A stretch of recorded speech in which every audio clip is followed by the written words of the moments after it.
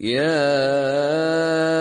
أيها الذين آمنوا إنما المشركون نجس فلا يقربوا المسجد الحرام بعد عامهم هذا وإن خفتم عيلة فسوف يغنيكم الله من فضله إن شاء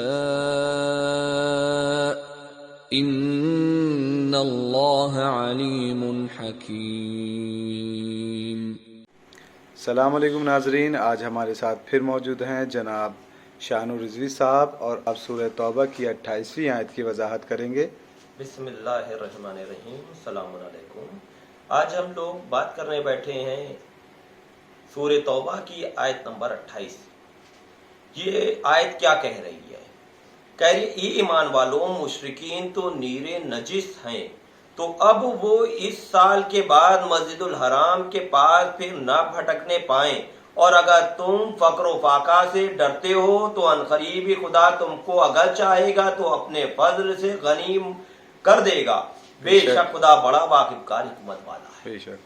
یعنی اس سورے میں فقر و فاقہ کی بات کی گئی ہے، یعنی اگر مشرکین کو روکا جائے گا خانہ کعبہ کے آنے کے میں تو اس سے نقصان جو ہو رہا تھا وہ مسلمانوں کا ہو رہا تھا۔ مگر کیوں روکا اللہ نے؟ کیونکہ مشرکین جب خانہ کعبہ پاس آتے تھے تو کاروبار تو ہوتا تھا مگر اس سے زیادہ فساد ہوتا تھا، لڑائی دنگے ہوتے تھے، تو اللہ نہیں چاہتا تھا کعبے کے پاس کوئی بھی دنگا ہو، کیونکہ کعبے کو اس نے امن کی جگہ بیان کہا ہے۔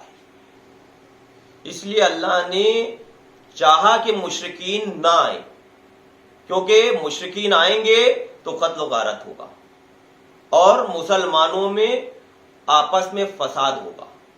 تو اللہ نے کہا تم کعبے کے پاس نہ آؤ اور تم اپنے دین پہ رہو، مسلمان اپنے دین پہ رہیں، تمہارے لیے تمہارا دین، ہمارے لیے ہمارا دین۔ اور جس طرح آج چل رہا ہے کرونا وائرس چل جائے تو پوری دنیا لاک ڈاؤن، جبکہ کاروبار کا بہت بڑا نقصان ہو رہا ہے، مگر کیونکہ جان کو بچانا پہلا کام ہے، کاروبار تو پھر آ جائے گا، تو کاروبار پھر ہو جائے گا۔ ایک طرح سے دیکھا جائے تو لوگوں کو ایک دوسرے سے دور کرنا وہی ٹریجڈی ہے۔ ایک دوسرے سے اگر ملیں گے تو کرونا ان کو اپنی چپیٹ میں لے لے گا۔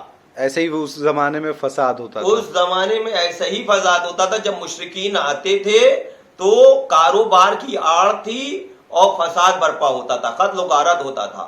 تو اللہ نے کہا ان سے کو روکو، تو حضرت علی نے جا کے کعبے کی چھت پر اعلان کیا کہ اب مشرکین اس سال کے بعد نہیں آئیں گے۔